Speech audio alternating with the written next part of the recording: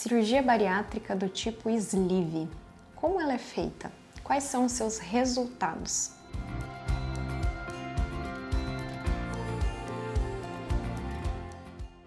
Oi, eu sou a Bárbara Calisto, sou médica cirurgiã bariátrica e o tema de hoje é sobre o sleeve, que com certeza você já ouviu falar. Essa é uma técnica de cirurgia bariátrica relativamente recente e que ganhou o coração dos cirurgiões bariátricos. Hoje é a técnica mais realizada no mundo e nos Estados Unidos. No Brasil e na Europa, o bypass ainda é a técnica mais realizada. Vamos entender um pouco de como essa técnica funciona? Eu separei para vocês essa imagem, que é um esquema que mostra como funciona a técnica do sleeve. Bem, é uma técnica de gastrectomia, ou seja, de retirada de uma parte do estômago, em que eu faço essa gastrectomia num formato aqui vertical. Eu tiro o fundo do estômago, como vocês podem ver, e envio essa peça cirúrgica para biópsia. Isso é feito de maneira rotineira, a gente envia as peças cirúrgicas para biópsia. E por que é retirado o fundo gástrico? Bem, essa é a porção mais elástica do estômago, mais distensível do estômago. É também a porção onde a gente tem uma produção importante de um hormônio chamado grelina, que é um hormônio orexígeno, ou seja, um hormônio que traz fome, que faz a sensação de fome. E além disso, quando eu tiro aqui o fundo do estômago e deixo esse estômago em formato de tubo, eu faço com que o alimento passe de maneira mais veloz por esse estômago. A gente acelera o trânsito gastrointestinal do alimento e isso é positivo, porque quando o alimento chega mais rápido no intestino, eu tenho a liberação de um hormônio chamado GLP-1, que é um hormônio que traz saciedade.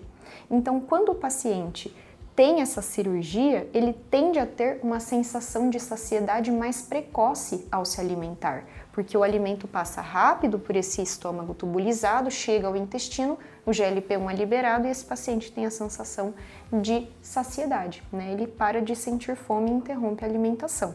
Então esse é um dos mecanismos pelos quais o sleeve funciona. E também um dos mecanismos pelos quais o sleeve promove a melhora do diabetes, porque é esse GLP-1, esse mesmo hormônio da saciedade, quem também faz o estímulo à produção pancreática de insulina, que é o hormônio que coloca a glicose para dentro das células, né? Melhorando então o açúcar do sangue. Bom, como é feito então, né, essa separação, essa divisão aqui do estômago? A gente usa um grampeador mecânico, né? Então a gente vem grampeando aqui a curvatura do estômago e isso é feito moldado por uma sonda. A gente passa uma sonda aqui no estômago do paciente, de modo que a gente procura fazer os tubos gástricos todos mais ou menos do mesmo tamanho ao redor dessa sonda, que tem uma numeração específica. E uma vez feito esse grampeamento e retirado essa porção, a cirurgia basicamente está terminada. Então o sleeve é uma cirurgia tecnicamente fácil, se é que podemos dizer, né, dessa forma. Claro que nunca é tão simples, mas é relativamente fácil essa cirurgia, uma relativamente pouco complexa para o cirurgião fazer, não demanda tanto tecnicamente. Veja que aqui a gente não tem costuras como a gente precisa fazer no bypass, né, ligações entre estômago e intestino, nada disso é requerido aqui no sleeve. Agora vamos falar um pouco sobre os prós e os contras dessa técnica cirúrgica. Como prós, eu separei aqui o que a gente já conversou sobre a menor complexidade técnica, menor tempo e menor risco cirúrgico. Tempo cirúrgico porque, como eu falei, demanda menos do cirurgião, não existem aquelas anastomoses, aquelas costuras, né? E risco cirúrgico porque não tendo essas anastomoses, a gente tem um menor risco de fístulas, por exemplo, como a gente já conversou também. Tem um menor risco de deficiência nutricional pós-operatória. Então, sempre que a gente não faz essas costuras entre estômago e intestino, a gente tem um risco menor de ter deficiências nutricionais. Então, obviamente, se eu altero menos a anatomia, eu vou predispor, né, a menos problemas no pós-operatório, isso sem dúvida. Bom, um outro pró é que esse estômago ele sempre vai ser acessível por endoscopia, já que eu não fiz aquela modificação do trânsito intestinal, eu só diminuí o tamanho do estômago, a endoscopia vai poder continuar sendo feita e vai acessar todo o estômago tranquilamente. Isso aqui é importante em paciente que tem uma chance de câncer gástrico aumentada, às vezes por um histórico familiar, por exemplo, de câncer gástrico. E a gente vai ver num outro vídeo que no bypass isso não acontece, a gente não consegue acessar o estômago com endoscopia, pelo menos não o estômago excluso. E o paciente que tem esse risco aumentado para câncer gástrico deveria monitorar esse estômago. Então, esse é um ponto aqui de cuidado no paciente com histórico familiar de câncer gástrico. E uma outra coisa é a acessibilidade da via biliar por CPRE. Olha só que coisa diferente, né? Que eu vou falar agora. Então, a via biliar, né? Os canalículos que vêm do fígado trazendo a bile para o intestino, muitas vezes eles têm problemas, como às vezes pedrinhas que aparecem na vesícula biliar ou nesses canalículos. E o tratamento disso requer uma endoscopia especial, que é chamada de CPRE.